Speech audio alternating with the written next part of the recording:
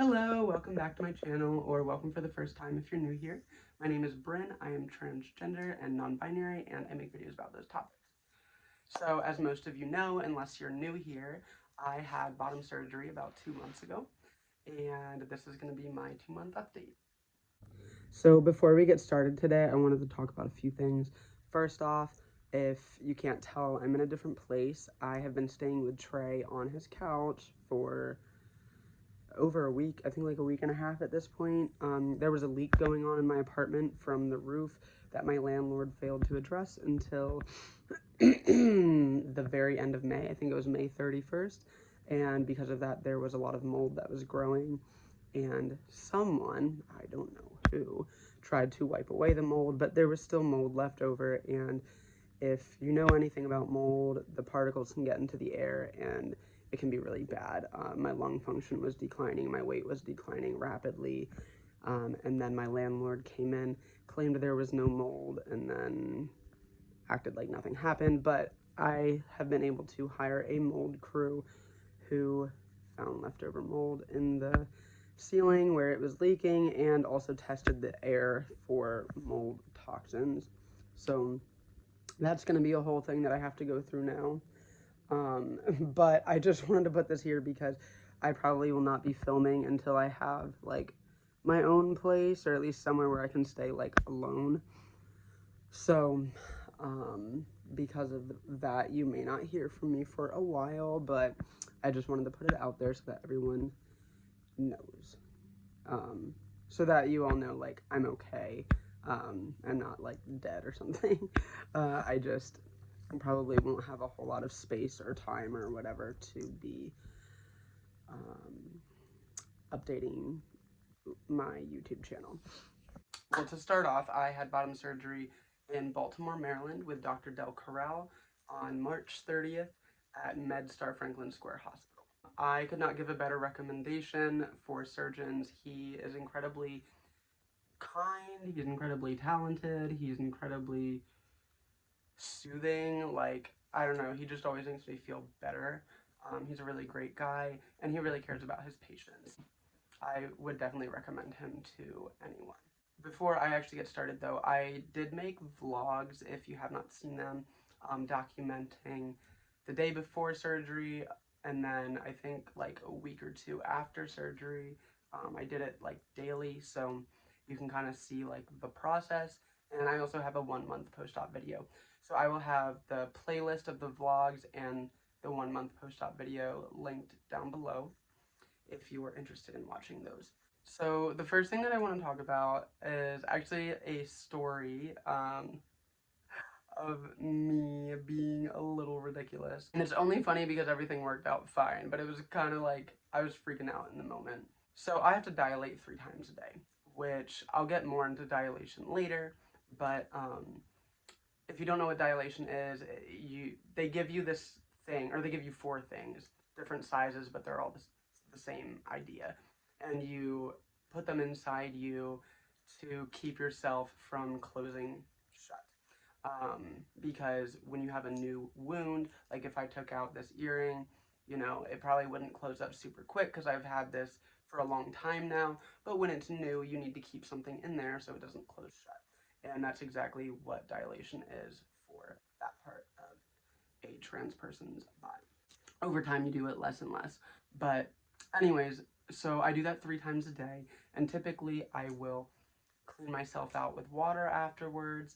But the last time, the 3rd time, I put antibiotic cream on the end of the dilator, and because of that, I'm not supposed to clean myself out until the next morning after I do my first dilation of the day. But because I don't clean myself out, a lot of the times when I would go to bed, it would kind of leak out. So I would put some paper towel in there to keep it from leaking. And I also use paper towels during the day because I hate pads, and you're supposed to wear pads, but I hate them. So the one night I think it was on like May 10th, or I think it was May 10th, if I remember correctly. But basically I had put something in there overnight. I woke up to go to the bathroom, and I ended up shoving it in instead of taking it out. Freaked out, went to the ER. They didn't see anything, but they didn't want to really open me up because They never dealt with a post-op patient before. So the next morning, I drove 2 hours-ish to Baltimore, Maryland. I'm hoping that Dr. Del Corral or someone who worked with him could get this out of me so I don't die from sepsis. And Dr. Del Corral was in the middle of a surgery, but he was able to make time for me, and he showed up like 5 minutes later. I was expecting to have to sit there for hours, but he was incredibly sweet. He told me like in the future I can call him and he'd open up, and like in the middle of the night, because I was like, well, it was midnight, I couldn't just like do that. But he was like, no, like I would have helped you, like never hesitate. So anyways, he ended up opening me up, and then apparently there was nothing in there, which I still am very confused by. But it's possible that I thought I put something in there and I didn't, and then I just freaked out and like, I don't know. But, or maybe I put it in and it fell out in the middle of the night. I don't know. But anyways, I ended up being fine.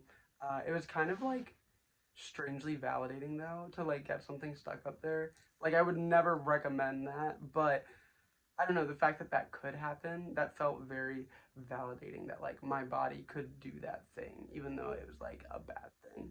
And Dr. Del Corral recommended that I use gauze instead of paper towels, which actually the gauze works a lot better because the paper towels, when they get wet, they like shrink, and then like sometimes it would fall out or I would still be leaking. But the gauze like actually plugs me up and like I don't really have any leakage. So that's really nice. And that's been doing fine for me. I haven't had any issues since. So, I mean, I would definitely recommend if you're getting this done to ask your surgeon first if putting gauze in there is okay. But he said it was fine, and that's what he recommended, and it's been working well for me. So the first thing that I actually want to talk about is like aesthetically, like how things are looking, how things are healing, scars, scabs, everything like that. Okay, so the first thing in this that I want to talk about is wound dehiscence.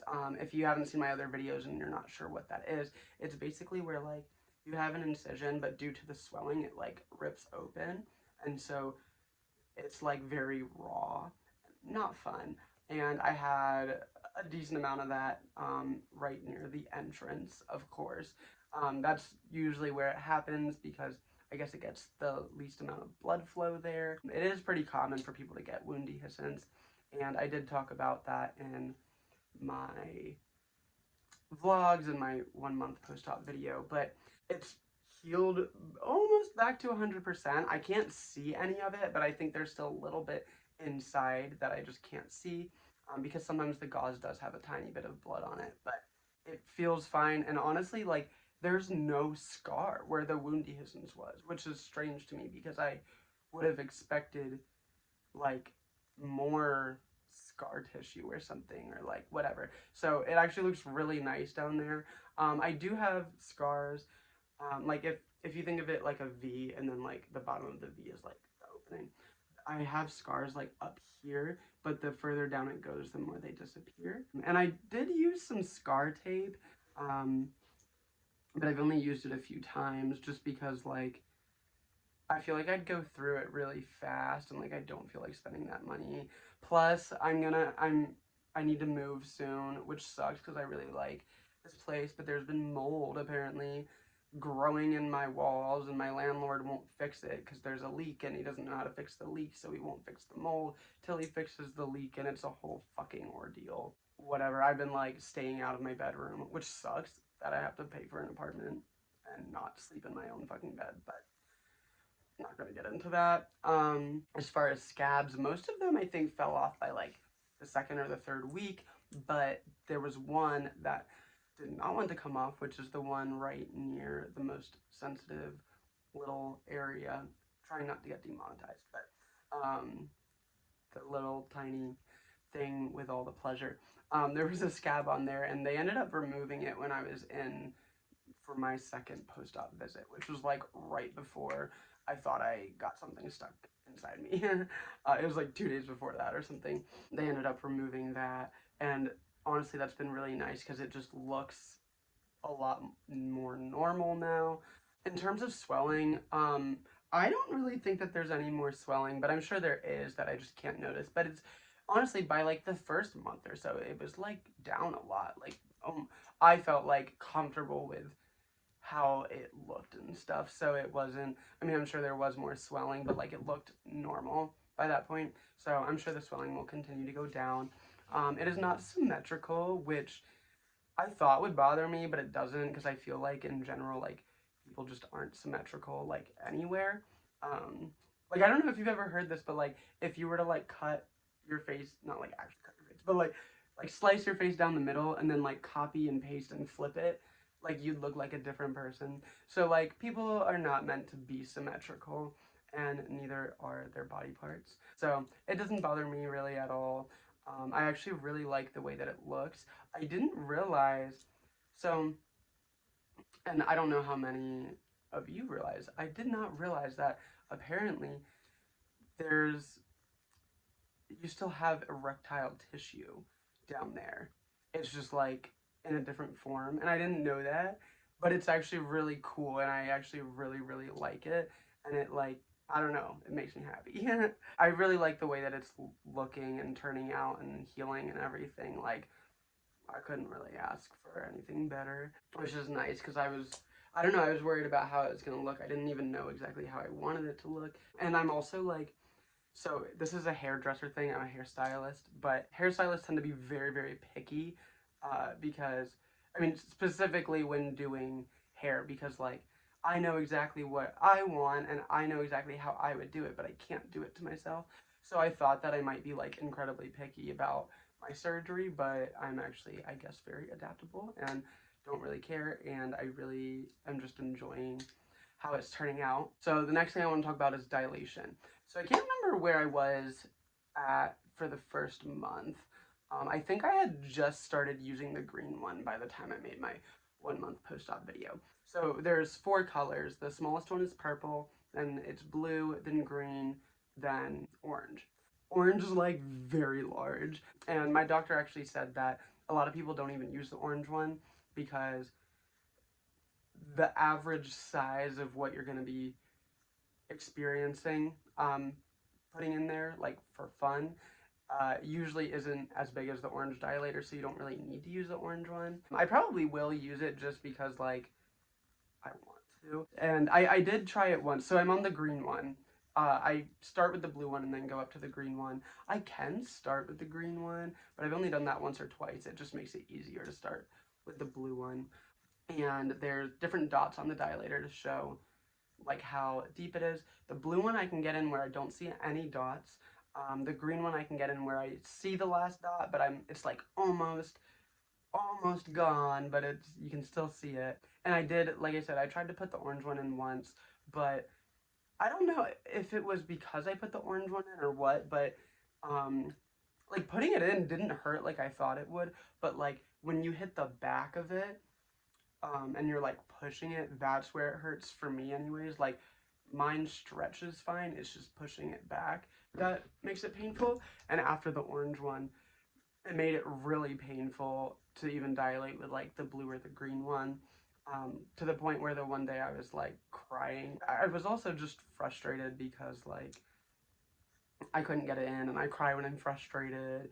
And on top of that, like because of the mold that's been growing in my apartment, I've had like no appetite, which then like makes me cry because I'm like hungry, but I can't eat. And so there were a lot of factors that led to me crying during dilation, but it wasn't really the pain that was making me cry. It was mostly just the frustration, along with like, I was panicking that like, oh my God, what if this hurts forever and I can't, because I would like push it in and then I would have to stop and kind of keep going, like putting pressure on it because it hurt so bad, and I was like convinced I was gonna lose depth and all this stuff, but I didn't. Everything was fine, but in the moment it was very stressful. But yeah, dilation has been going well.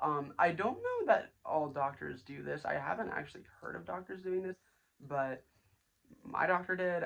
He has prescribed me cyclobenzaprine, which is like a muscle relaxer, and then also like a low dose of oxy, and I also take ibuprofen before I dilate. At first, like the 2 medicines that he prescribed to me, they used to make me, you know, like tired and all that kind of stuff, but like now, like I don't notice like a difference. I can still function just fine, but it does help with the pain. and it helps me to relax as well. So that definitely helps a lot. Yeah, I think that's it for dilation. The next thing I want to talk about is like sensitivity and sensation and stuff like that. So I still have numbness, which is pretty normal. It says anywhere between 6 months to like 2 years for all the sensation to come back. It kind of depends where you look, but it can take a long time, and I'm only on month 2. And from what I've noticed, like if this is like like if I like cupped my hand around what's down here, um, the closer to the outside that it is, the more I can feel, and like the inside is like less sensational. But I have noticed that if I am in a certain mood, I can feel a lot of tingling down there. Almost like, like when your arm falls asleep and it's all tingly, it's kind of like that. And I can also feel like inside when I'm dilating, it hits certain parts that if I was in the mood, I would want it to be hit. So I do have sensation, but I will say that the most sensitive, the little part that's the most sensitive, where that scab was that I was talking about earlier, um, that part, if I'm like just touching it, I can't really feel too much yet. But if I put pressure on it, like I push down, then I can feel it. So yeah, so I can't like a whole lot yet. Um, but that's okay to me. So, um, and I'm sure it'll get there. It's taking time to slowly regain sensitivity. Hopefully you can hear me okay. I've been staying at Trey's, long story, but I know the audio isn't the best over here, and there's also a lawnmower running outside. So hopefully you can hear me okay, but I just wanted to put in here that um, oh my god, I lost my train of thought. So I filmed the video right before my 2 months post-op, but I'm editing it maybe like a week or so later, probably closer to 2 weeks, I don't know. But and there's been a little bit of time in between, and I wanted to add very briefly that I have been able to like reach to completion through certain activities. So I won't go super much into detail on that. It's only happened once, so hopefully by my 3-month post-op, I'll have a little bit more information about that to kind of go into detail, but I just wanted to add that here. So it's taking a while to regain sensitivity down there because it's still just numb. Not all of it, but it'll take a while. But that's okay. I'm fine being patient. Um, something something too that I wanted to mention that I forgot to mention, and I don't think I've mentioned this before. Maybe in my vlogs I might have. But when you first get surgery, they have a tube that goes in like it's like I don't know how to explain where it goes in. It's like kind of like right where your waistband would be when you wear pants or whatever. There's a tube in there, and when they take that out, there's like a scar, and it's like pretty hefty. It maybe like the thickness of like a pencil. Like it's like kind of thick with like two C's. But that scar is going away, and the scar tissue is fading because like at first it was like really hard down there, but now it's kind of like softening up. But I mean, that scar doesn't honestly bother me all that much anyways, but it is going away. I will say there have been times where like I'm dilating and I like move stuff around a little more than like I'm supposed to, and it definitely is very good. So I'm like very excited. After 3 months is when you can engage in that kind of activity. So I'm looking forward to that. I think that's going to be really great. In terms of dysphoria, it's actually really, it's just so relieving. Like, I don't know, I imagine that I would have more of like a hard time emotionally or mentally or something. But honestly, like it just feels normal and natural. I will say, this is actually something I forgot to say. When it comes to like going to the bathroom, it's very easy for me now. It's still a little bit more difficult than before surgery, just because like since there is some numbness, like you have to kind of like relax yourself and stuff. And every once in a while, I'll have to like sit down for a little while to try to go, like instead of just being able to go right away, right after I sit down. But most of the time, I can just sit down and go, and like there's no like issues or hesitation or anything like that, which is really nice. Because when I first got surgery, that was like I would have to sit on the toilet and like force myself to relax. It was like a whole process, but now it's just like normal, which was pretty cool. And dysphoria wise, I just feel like a lot better. I just feel natural, I guess. So, like, I just feel like I don't know, like, it just my brain is just like, yeah, bitch, this was always supposed to be here. Good job. And like now, like, I don't think about it, which is nice because like I can just kind of exist without having to deal with that dysphoria. So that's been very nice for sure. And I'm sure it'll even get better with like the swelling going down and stuff like that. Swelling isn't too bad.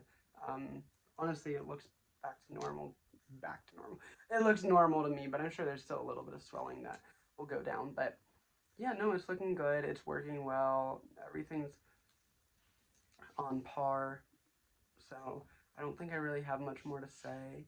But thank you to all of you who have watched my videos and been encouraging and kind and all that kind of stuff. Um, I really appreciate it. And yeah, so have a nice day.